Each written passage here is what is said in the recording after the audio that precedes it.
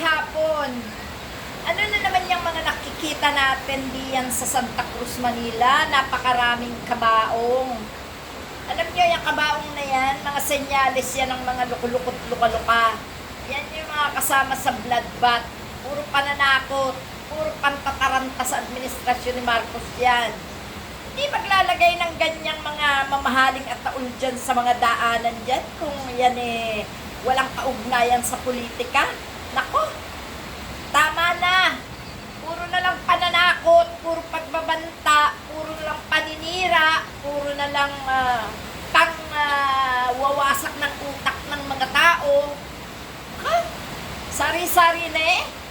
Wala na kayong magawa sa buhay. Manahimik na kayo kung ako sa inyo mga taga-gobyerno. Kayo na mga nasa ahensya ng batas.